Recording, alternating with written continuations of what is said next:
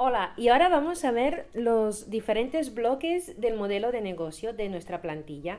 En este caso lo hemos preparado como si fuera un juego, lo podéis preparar como vosotros queráis, pero la idea es que los podáis llevar a donde vosotros queráis y donde lo podáis utilizar.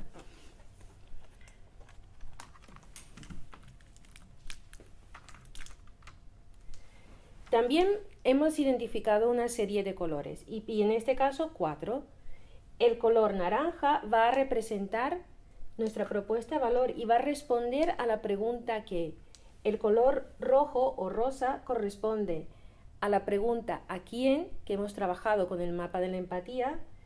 El color azul corresponde a la pregunta el cómo vamos a desarrollar esta propuesta de valor para este quién.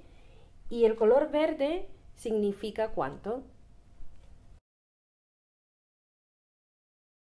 Como hemos podido observar, hemos indicado que tenemos la pregunta ¿qué?, que corresponderá al bloque central, la pregunta ¿quién?, que corresponderá a los 3 bloques relacionados con el cliente, la pregunta ¿cómo?, que corresponderá a los 3 bloques relacionados al cómo, y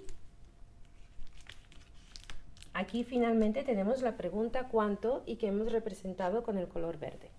Para poder trabajar la propuesta de valor y que responderemos a la pregunta ¿qué?, tenemos que tener en cuenta todo lo que hemos descubierto a través del Empathy Map. Es decir, vamos a diseñar esta propuesta de valor gracias a la información que obtenemos del Empathy Map. Por ejemplo, si hemos definido ¿qué necesidades tiene el cliente?, la pregunta a la cual debemos responder es ¿qué problemas ayudamos a resolver? Otra pregunta sería ¿qué necesidades satisfacemos?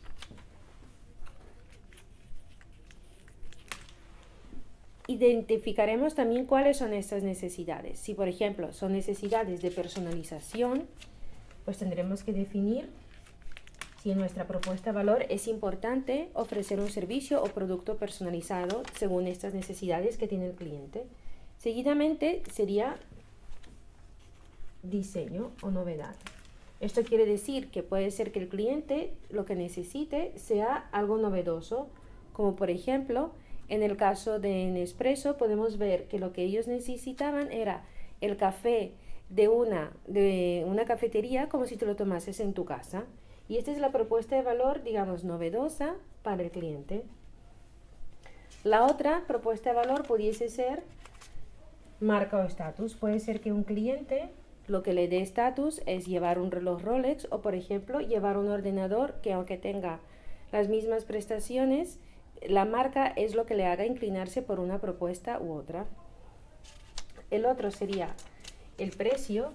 Puede ser que un cliente busque el precio y lo que le interese es, por ejemplo, un transporte aéreo low cost. En este caso, la propuesta de valor de Vueling es lo que el cliente necesita. Otra propuesta de valor, otra necesidad que satisfaceremos al cliente sería una reducción de costes, como por ejemplo Dropbox. ¿Conocéis el servicio de Dropbox, que consiste en poder compartir contenido de una forma gratuita entre diferentes compañeros gracias a la utilización de un espacio en la nube? Pues esta es otra opción también de una propuesta de valor.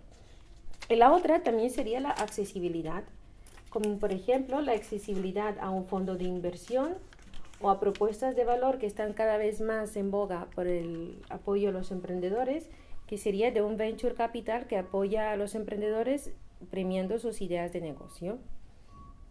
El otro sería la comodidad, como por ejemplo iTunes, que nos permite descargar contenido a un precio razonable, pero lo puedes tener de forma inmediata en tu dispositivo electrónico. Y seguidamente sería, por ejemplo, que tengamos claro qué valor estamos entregando a nuestros clientes, qué es aquello que tiene un valor añadido que hará que nuestra propuesta sea única en el mercado, cuál es el problema que ayudamos a resolver y qué paquete de productos o servicios ofrecemos. Espero que os haya ayudado esta serie de preguntas y seguiremos con el siguiente bloque.